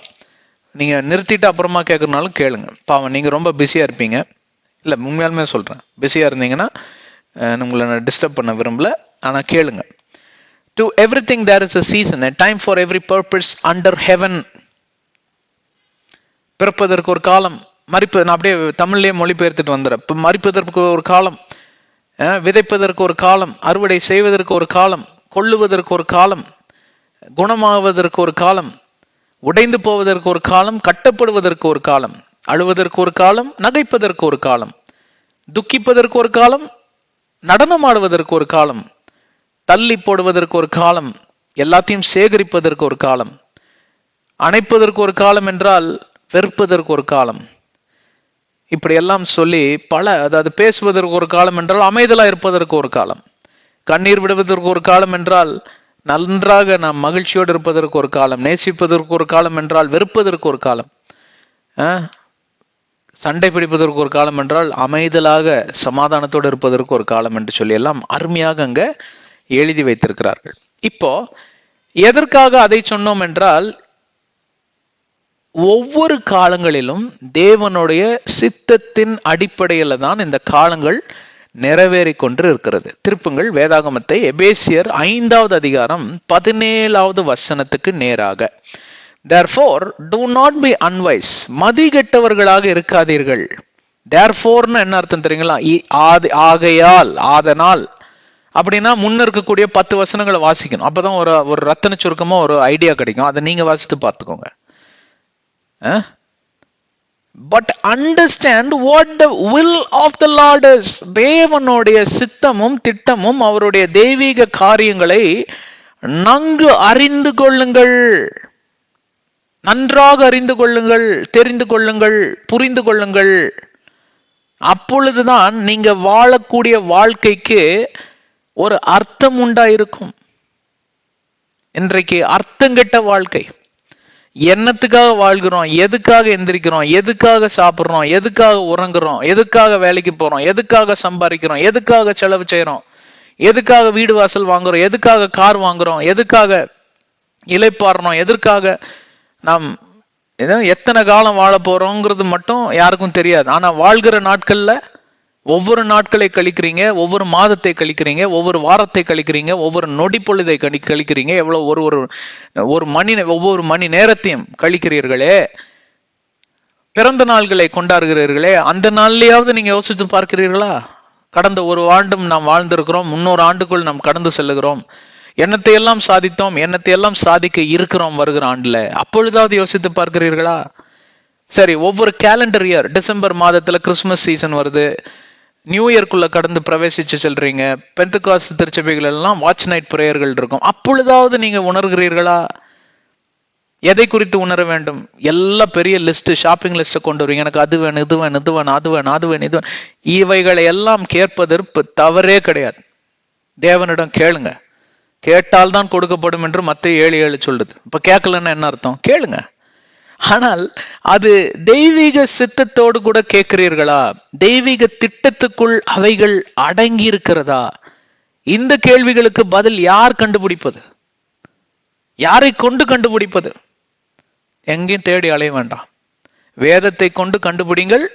வேதாகமத்தை விளக்கக்கூடிய பரிசுத்த ஆவியானவருடைய வழி நடத்துவதற்குள் கடந்து அதை கண்டுபிடிங்கள். இவ்வளவுதான் விடை. எதற்காக அதை கண்டுபிடிக்க வேண்டும்? ஏனென்றால் அந்த நாளிலே, ஆன் த டே, அந்த நாள் நன்றாக இருக்கக்கூடிய நாட்களா இருந்தால் கர்த்தர் உங்களை ஆசீர்வதிக்கட்டும். எனக்கும் மகிழ்ச்சி, கர்த்தருக்கும் மகிழ்ச்சி, உங்களுக்கும் மகிழ்ச்சி, எல்லாத்துக்கும் மகிழ்ச்சி. நல்ல காரியம் எல்லா நாளிலே நடக்கட்டும். அப்படிதான் ஆண்டவரும் விரும்புகிறார். ஆனால் எல்லா நாளும் நல்ல நாளாவா இருக்கு? முஸ்லிம் சகோதரர்கள் இதை சொல்ல, கர்த்தர் அல்லாஹ் படைத்த எல்லா நாளும் நல்ல நாள்னு சொல்லுவாங்க. அதனாலதான் பாருங்க, அவங்க நடுராத்திரியில கூட வந்து கல்யாணம் வச்சுப்பாங்க. ஒன்றும் பிரச்சனையா, எல்லாம் படித்த எல்லா நாள் நல்ல நாள். அவங்க அதெல்லாம் பார்க்க மாட்டாங்க, முகூர்த்தம் இதெல்லாம். அது ஒன்று ரொம்ப பிடிச்ச காரியம் நம்ம முஸ்லீம் சகோதரர்கள்கிட்ட. நிறைய முஸ்லீம் சகோதரர்களும் எனக்கு நண்பர்கள் தான். அல்லாஹ் படைத்த எல்லா நாளும் நல்ல நாள். அவங்க அல்லான்னு சொல்றாங்க, நம்ம யெகோவா தேவன்னு சொல்றோம், அவ்வளவுதான். இந்துக்கள் பிரம்மான்னு சொல்லுவாங்க, உலகத்தை உண்டாக்கினவர். எவ்வளவு பேர் என்னோட இருக்கீங்க? ஹலோ, வாங்க மறுபடியும் நம்ம கிறிஸ்துவத்துக்குள்ளே போயிடலாம். அப்புறம் உடனே அங்க போய் எனக்கு ஒருத்தர் இருக்கிறாருங்க, அவர் என்ன சொல்லுவார் தெரியுங்க, அந்த கதையெல்லாம் விட்டுருங்க, நீங்க இந்த பக்கம் வாங்க. டக்குன்னு அப்படியே சுவிட்ச் ஆஃப் பண்ணிட்டு வந்துடணும் இந்த பக்கம். அப்போ எல்லா நாளும் ஒரே நாள் நல்ல நாள் தான். கர்த்தர் நல்ல எண்ணத்தோட தான் படைத்தார். ஆனா உங்களுக்கு எல்லா நாளும் ஒரே நாளா இருக்கு. ஐயோ, அதையும் கேக்குறீங்க? 365 நாள்ல ஒரு நாள் கூட நல்ல நாளா இருந்ததே இல்லைங்க அப்படின்னு புலம்புறவங்க தான் இன்னைக்கு ஏராளமும் தாராளமா இருக்கக்கூடிய ஜனத்தொகை. எவ்வளவு பேர் என்ன இல்லைன்னு சொல்றவங்க எல்லாம் கையை உயர்த்து ஒரு அல்லேலூயா சொல்லுங்க பார்க்கலாம். சூப்பர், கர்த்தர் உங்களை ஆசீர்வதிக்கட்டும். அப்படியே என்ன வந்து பாருங்க, உங்ககிட்ட இருந்து நிறைய கத்துக்க வேண்டியது இருக்கு. எப்படி எல்லாம் 365 நாளும் கர்த்தருக்குள்ளாக மகிழ்ச்சியா இருப்பது எப்படின்னு எனக்கு கொஞ்சம் நீங்க கிளாஸ் எடுங்க. கர்த்தருக்குள்ள மகிழ்ச்சியா இருப்பது நல்லது. ஆனா எல்லா நாட்களும் உங்களுக்கு மகிழ்ச்சியே தரக்கூடிய நாட்கள் என்று சொல்லுவர்கள் எல்லாம் இன்னொரு அல்லேலூயா போட்டு அப்படியே என்ன வந்து பாருங்க, பின்புறமாய் வந்து பாருங்கள். உங்ககிட்ட கொஞ்சம் பேசணும். எனக்கு அப்படி இருந்ததே கிடையாது. நான் இந்த பக்கம் இருக்கக்கூடிய கட்சியை சார்ந்தவன். என்ன 365 நாள் ஒரு நாளாவது நல்ல நாளா இருக்குமான்னு ஏங்கி தவிக்கக்கூடிய ஆட்களில் நானும் ஒருத்தன். ஏன்னா நான் ஒரு சாதாரண மனிதன். மற்ற சைடு இருக்கிறவங்க எல்லாம் பெரிய ஜாமவான்கள். சரி, நீங்க அப்படியே இருந்துக்கோங்க. ஒவ்வொரு நாளிலும் பிரச்சனையை நீங்க தேடி போவதில்லை. பிரச்சனையே அளவில்லாமல் உங்களை தேடி ஒரு மதகை போல, மதகு எப்படி திறக்கப்பட்டதோ அதனால்தான் இங்கே மதகை குறித்து பேசி கொண்டு வந்தோம். அந்த அபாய நிலைமை எட்டின பிறகு மதகு திறக்கப்பட்டோன்னா அங்க தண்டூரெல்லாம் போட்டு அனுப்பிச்சு விடுவாங்க கவர்மெண்ட்லேயே போய். இதனால் உங்களுக்கு தெரிவிக்கப்படுவது என்னவென்றால், மதகு அந்த கதவை திறக்க போகிறார்கள். அபாய நிலைமை எட்டினதுனால் இங்கே ஜலம் எல்லாம் வரக்கூடிய ஒரு அபாய நிலைமை. அதனால கிராமத்தை விட்டு வெளியேறுங்கள் என்று கவர்மெண்ட் சார்பில் நாங்க சொல்லிக் கொள்கிறோம். டம் டம் டம் அடிப்பார், தண்டூரா போடுவார் இல்லைங்களா? எதுக்கு அந்த உதாரணத்தை சொன்னேன்னு மறந்துட்டேன். அந்த மாதிரி ஒவ்வொரு நாளிலும் தண்டூரா அடிச்சுக்கிட்டு ஏதோ ஒரு கூட்டம் வந்து உங்களுக்கு ஏதோ ஒரு அபாயத்தை குறித்து சொல்லக்கூடிய செய்திகளை கேட்குறீங்களா இல்லையா? உண்மையா பதில் சொல்லுங்க. கண்டிப்பா கேட்குறோம் பிரதர், இதுல என்ன சந்தேகம்? இதெல்லாம் ஒரு கேள்வியா? எத்தனை விதமான இந்த அபாய செய்திகளை நாங்கள் ஒவ்வொரு நாளும் கேட்டு அனுபவிக்கிறோம் தெரியுமா அப்படின்னு நீங்க சொன்னீங்கன்னா அந்த கதையை கேட்கறதுக்கு எனக்கும் நேரம் இல்லை, சொல்றதுக்கு உங்களுக்கும் நேரம் இல்லை. ஆனால் இந்த அபாய நிலைமை வந்த மாத்திரத்துல அந்த கிராமத்து ஜனங்கள் என்ன பண்றாங்க? they do one thing in common, evacuate என்றால் வெளியேறுவது. இந்த அபாய நிலைமை வந்து தங்களை தாக்கி விடாதபடி அந்த அரசாங்கத்துடைய ஊழியன் சொல்லக்கூடிய அந்த குரலை கேட்டு வெளியேறுகிறான். பாத்தீங்களா? என்னெல்லாம் கையில கிடைக்குதோ எடுத்துட்டு ஒரே ஓட்டமா ஓடுறவன் பேர் என்ன? முட்டாளா புத்திசாலியா? புத்திசாலி.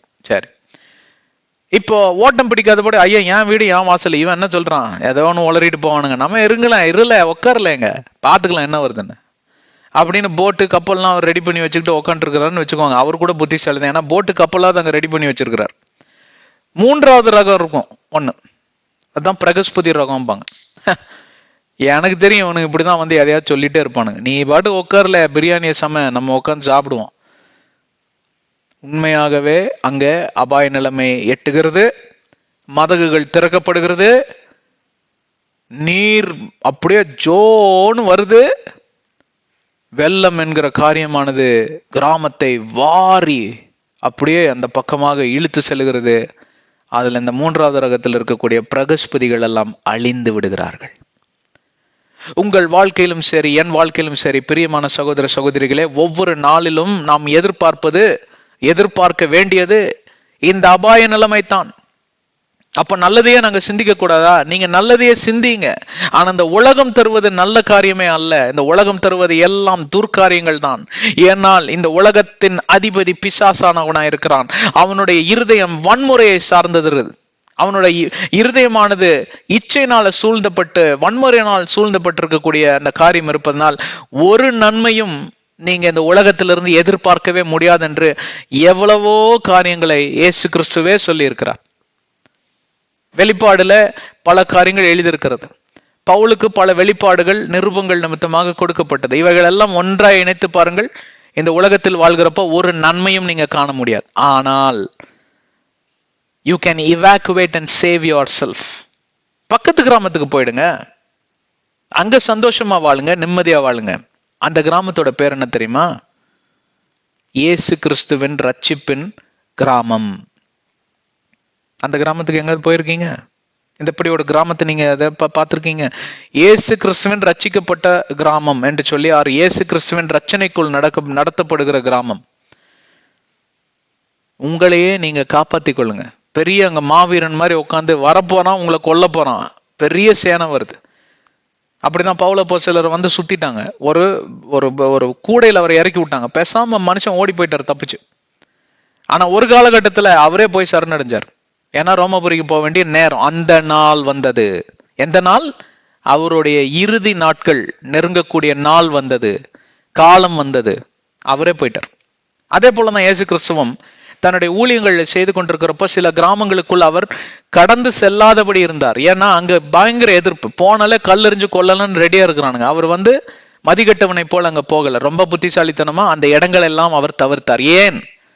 அந்த காலம் இன்னும் வரவில்லை. எந்த காலம்? சிலுவையில ஏறக்கூடிய காலம் வரல. சிலுவையில ஏறக்கூடிய காலம் வந்தோடனே யாரை தேடுகிறீர்கள்? நான் தான் அந்த கிறிஸ்துன்னு சொல்லி எல்லாம் பயந்து கீழே விழுந்துட்டானு. ஐயோ இவரா கிறிஸ்துவ? அப்புறம் வந்து எல்லாம் போய் அந்த காலங்களுக்குள்ள அவர் தன்னையே நடத்தி சென்றார். எனக்கும் உங்களுக்கும் ஒரு காலம் வரப்போகிறது. அந்த காலம் நம் மரணத்துக்கு ஏதுவான காலம். அந்த நாளிலே, அந்த நொடி பொழுதிலே உங்க மரணம் நிறைவேறும். அதை யாருனாலையும் தடுக்கவே முடியாது. ஒரு குழந்தை பிறந்த மாத்திரத்திலே அவங்க காலில் வந்து எக்ஸ்பைரி டேட் டேக் ஆண்டவர் கட்டி விட்டுருவார். அந்த எக்ஸ்பைரி டேட் பார்த்தீங்கன்னா யாருக்குமே தெரியாது, யார் கண்களுக்கும் தெரியாது, ஆனால் தேவனுக்கு தெரியும். ஆனால் அந்த பிறப்புக்கும் இறப்புக்கும் நடுவால் இருக்கக்கூடிய காலங்களை தேவன் பிரித்து ஆளுமை செய்கிற கர்த்தராய் இருக்கிறார். எவ்வளவு பேர் என்னோட இருக்கீங்க? அந்த ஆளுமை செய்கிற கர்த்தர் சில நாட்களில சில காரியங்களை நிறைவேற்றுகிறார். அவைகள் துர்காரியங்களா இருக்கலாம், சில அனுபவங்களை தரக்கூடிய காரியங்களா இருக்கலாம், சோதனையின் காரியங்களா இருக்கலாம், சோதிக்கப்படுகிற காரியங்களா இருக்கலாம், தோல்வியின் காரியங்களா இருக்கலாம், வெற்றியின் காரியங்களா இருக்கலாம். இவைகளை எல்லாம் அவர் வகை பிரித்து நம் வாழ்க்கை என்கிற அந்த ஒரு வட்டத்துக்குள் ஒவ்வொருவரையும் அடக்கி வைத்திருக்கிறார். எவ்வளவு பேர் என்னோட இருக்கீங்க? பிரசங்கி 3வது அதிகாரம் 1-8 வசனம் சொன்னேன் இல்லைங்களா? அதெல்லாம் இதுக்குள்ளதான் அடங்கியிருக்கும். அப்போ அந்த நாளில நேரம் போயிட்டு இருக்கு, இது முடிக்க போறோம் இன்னும் கொஞ்ச நேரத்துல. அந்த நாளில எப்படியாக இருக்க வேண்டும் என்று சொல்லி எபேசியர் 6வது அதிகாரத்துக்கு நேராக உங்க வசனத்தை திருப்பிக்கோங்க. எபேசியர் 6வது அதிகாரத்துல நம்ம பவுல் அப்போஸ்தலர் பார்ப்பீர்களானால் இந்த போர்க்கவசம் என்கிற அந்த காரியத்தை குறித்து ஒரு மிலிட்டரி சோல்ஜரை போல ஒவ்வொரு நாளும் நான் இருக்க வேணும். ஏன்? ஒவ்வொரு நாளிலும் எப்ப வேணாலும் இந்த மதகு திறக்கப்படலாம், எப்பொழுது வேணாலும் எனக்கு எதிராக ஏதோ பிரச்சனைகள் வரலாம் அப்படிங்கிற ஒரு தற்காப்போடு கூட நாம் வாழ்ந்து கொண்டிருக்க வேண்டுமா? ஒரு மிலிட்டரி சோல்ஜர் பேட்டில் ஃபீல்ட்ல இருக்கிறாருன்னு வைங்களேன், யுத்த காலத்துல அவர் உடம்புதான் உறங்கிட்டு இருக்கும், மூளை உறங்காது. அப்படிதான் அவங்கள ட்ரெயினே பண்ணிருப்பாங்க. காது பார்த்தீங்கன்னா வெளுத்திருக்கும். ஒரு நாய் இதுல வீதியில படுத்து தூங்கிட்டு இருக்கும் பாருங்க, அதோட காது மட்டும் டொங்குன்னு நேரம் நின்று இருக்கும். ரொம்ப கியூட்டா இருக்கும் பாக்குறதுக்கு. என்ன தெரியுங்களா? அந்த நாய்க்கு வந்து அந்த மாதிரி ஒரு ஒரு படைப்பு, அதுல அட்டென்டிவா இருக்கும். சின்ன ஒரு சத்தம் தூரத்துல கட்ட டக்குன்னு அப்படி எழும்பி நிற்கும். என்ன அப்படின்னு ரொம்ப ஆச்சரியமா இருக்கும். எல்லா விலங்குகளுக்கும் அந்த ஒரு இது இருக்குங்க, ரொம்ப அட்டென்டிவா இருக்கும். ஏன்? எப்ப வந்து எந்த விலங்கு அதை தாக்க போகுதுன்னு அதுக்கே தெரியாது. அதனால ஒரு அட்டென்டிவா இருக்கும். நம்ம மனுஷன் ஒருத்தன் தான் தூங்கினான்னு வைங்களேன், இடியா விழுந்தாலும் அவனுக்கு தெரியாது. சில பேர் நம்ம கொரட்டை விடுற ஆசாமிகள்லாம் பாத்தீங்கன்னா, ஆஹா உலகமே எந்திரிச்சு உக்காந்துக்கும், ஆனா இவன் கொரட்டை விட்டு ஆன்னு தூங்கிட்டு இருப்பான். மனுஷன் ஒருத்தனுக்கு தான் அந்த வியாதி இருக்கு. மற்ற ஆண்டவரோட படைப்புகளுக்கு எல்லாம் அந்த அட்டென்டிவ்னஸ் இருக்கு, அலர்ட்ஃபுல்னஸ் இருக்கு. நம்ம ஒருத்தர் தான் இப்படி சோம்பேறிகளா இருக்கக்கூடிய ஒரே ஜீவராசி எதுன்னு கேட்டா மனித ஜீவராசி தான். அப்படி இருக்காதீங்கிறதுக்கு தான் பிரதி உத்தரமாக அந்த நாளிலே அப்படிங்கிற அந்த வசனம் இருக்கும்.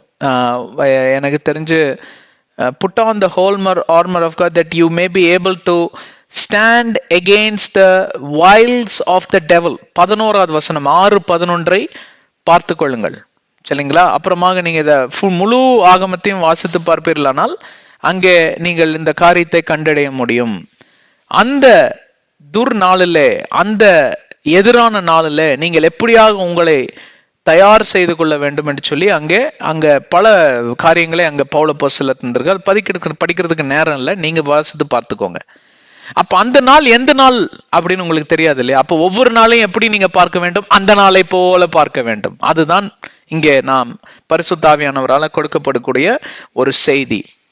ஒவ்வொரு நாளிலும் அந்த மதகு திறக்கப்படுமா? வாக்குத்தத்தங்கள் நிறைவேற்றப்படக்கூடிய நாளா, இல்ல நான் மரித்து பரமேறுகிற நாளா, இல்ல பாதாளத்துக்கு செல்லுகிற நாளா? ஒவ்வொரு நாளிலும் எவன் ஒருவன் இதை எதிர்பார்த்து வாழ்கிறானோ அவனே புத்தி கூர்மை அடைந்தவன், கிறிஸ்துக்குள் மறுபிறப்படைந்தவன், புத்திசாலி, ஞானம் படைத்தவன் என்று சொல்லி எல்லாம் நாம் வேதாகமத்துல பார்க்கலாம். நீங்க இந்த வசனங்களுக்கு ஏதுவாக தான் உங்க வாழ்க்கையை இயக்கி கொண்டிருக்கிறீர்களா? ஒவ்வொரு நாளிலும் அந்த மதகு திறக்கப்படுமா என்று சொல்லி, அந்த அபாய நிலைமைக்கு நான் இரையாய் விடக்கூடாது என்று சொல்லி நீங்க விழித்திருந்து ஜெபிக்கக்கூடிய மத்தேயு 26:41 வசனத்தை வாசித்து பார்த்துக் கொள்ளுங்கள். விழித்திருந்து ஜெபிக்கக்கூடிய சகோதர சகோதரியா, கிறிஸ்தவனா என்று சொல்லி இன்றைக்கு ஆராய்ந்து பார்த்துக் கொள்ளுங்கள். கர்த்தர் உங்களை ஆசீர்வதிக்கட்டும். கண்களை மூடி சிரம் தாழ்த்தி ஜெபிப்போம். அன்பின் பிதாவே, இந்த அருமையான நாளுக்காய் நன்றி. இந்த நாளில மிக துல்லியமான ஒரு ரகசியத்தை எங்களுக்கு வெளிப்படுத்தினீர். இந்த மதகை குறித்து, இந்த வரும் கடைசி நாட்களில மகா ஜலப்பிரளயம் எப்படி உண்டானதோ அதே போல மகா உபத்திரவன் காலம் எப்ப வேணாலும் தொடங்கலாம். இல்லை என்றால் மரணம் அதற்கு முன்பே வரலாம். எது முன்னே வந்தாலும் பின்னே வந்தாலும் நாங்கள் தயார் நிலையில் இருக்கிறோமா என்று சொல்லி எங்களுக்கு அருமையான ஒரு போதனையை நீர் போதித்தீர். அதற்காக நன்றி. இயேசுவின் நாமத்தில் ஜெபிக்கிறோம் பிதாவே, ஆமென். கர்த்தர் ஆசீர்வதிக்கட்டும். சேனலை சப்ஸ்கிரைப் செய்யுங்க. எல்லா வீடியோஸையும் பாருங்க. பார்த்த வீடியோஸ் எல்லாம் பிறரிடம் ஷேர் பண்ணுங்க. WhatsApp status, Facebook, Twitter, Insta இதிலெல்லாம் போடுங்க. அவங்களையும் கிறிஸ்துவுக்கு ஏதுவாக வழிநடத்துவதற்கு இந்த செய்தியே உதவியா இருக்கும். இது உங்கள் மேல் விழுந்த கடமை. இன்னொரு கடமை, உலகத்திற்காக ஜெபித்துக் கொள்ளுங்க, அழிந்து போகிற ஆத்துமாக்களுக்காக ஜெபித்துக் கொள்ளுங்க, ஊழியக்காரர்களுக்காக ஜெபித்துக் கொள்ளுங்க, எனக்காகவும் எங்கள் ஊழியத்துக்காகவும் ஜெபித்துக் கொள்ளுங்க. எபேசியர் 6:18, கொலோசியர் 4:3 இதைத்தான் சொல்லுகிறது. உங்களுக்கு ஜெப தேவைகள் இருக்குமானால் தேவனிடம் மட்டும் சென்று அவருடைய வீட்டில் இருக்கக்கூடிய காலிங் பெல் அமுத்துங்க. அந்த காலிங் பெல்லுடைய வசனத்தின் பேர் தான் மத்தேயு 7:7. கேளுங்கள் கொடுக்கப்படும், தட்டுங்கள் திறக்கப்படும், தேடுங்கள் கண்டடைவீர்கள். கண்ட இடத்துல போய் கண்டவங்களை தேடாதீங்க. அப்ப தேவன் அதில் இருக்க மாட்டார். ஆண்டவர் உங்களை ஆசீர்வதிக்கட்டும். நாம் அடுத்த அத்தியாயத்தில் சந்திப்போம். ஆமென்.